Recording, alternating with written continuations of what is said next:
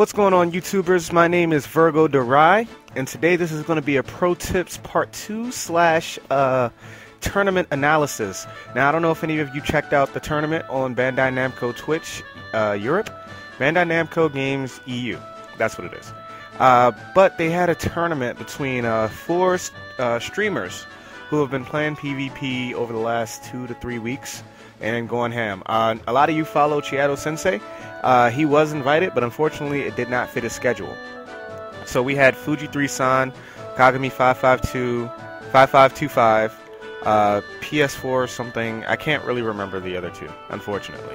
Now, the reason I want to focus on this tournament real quick is because a lot of people who are in the stream got to see their first taste of pretty much high-level play, or higher-level play. And I'm not saying that these guys are the best, but they are kind of the only ones doing it right now. So we have to speculate and we have to determine what's going on.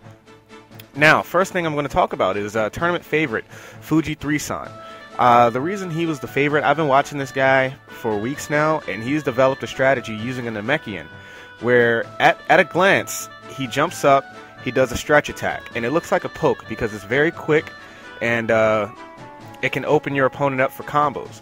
Now, the reason it's not a poke, the poke definition of a poke is basically it's a light attack. You don't get too much hit stun off of it.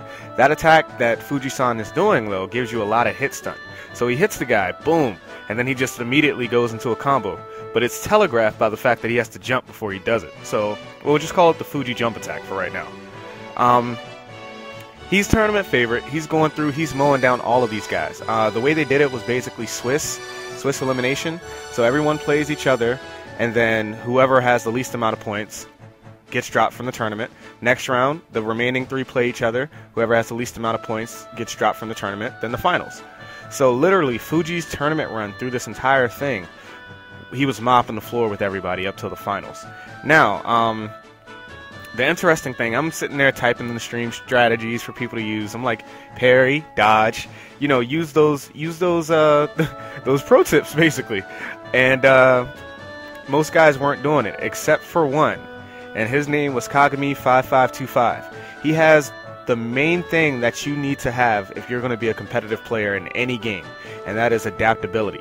Mind you, Kagami 5525 played him twice before, and he lost to them, but he was winning his other matches, and that's why he ended up meeting Fuji3san in the finals. Now, during this final, Kagami, as opposed to rushing in, or, you know, just trying to blindly rush him, he picked his spots when rushing, and he waited him out. And whenever Fuji3san tried to use the jump reach attack, he would punish it.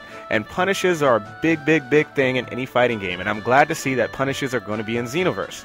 But in the end, basically, Kagami 5525 ended up using Victory Rush for the win, using its teleporting properties to teleport away from Fuji3san's super, and to basically punish him for it. And it was amazing. This whole tournament was eye-opening for me, and I can see that there's going to be a lot of competitive play going on. Now, in terms of an analysis for what's going to happen over the next year, there are going to be many playstyles and strategies that come up, but it's going to take at least 1 year for, you know, like a full-on metagame to go on. So if you want my take on what you want to do when you're customizing your character, you want to pick a strategy that you're comfortable with, first and foremost. So let's say you're comfortable with beatdown strategies. You got to get good with those melee attacks. You got to get melee supers and melee ultimates onto your character. Let's say you're good with, you know, staying back and doing traps. You want to do the Fuji3san strategy, which is, you know, play keep away, poke people.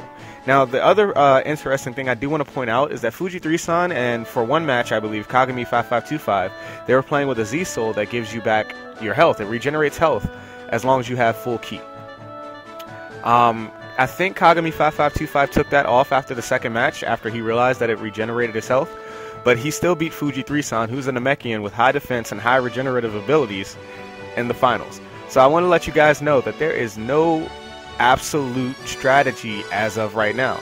Yes, the Deathball thing still is kind of heavy, but I literally just watched Chiato Sensei wreck a Deathball spammer yesterday.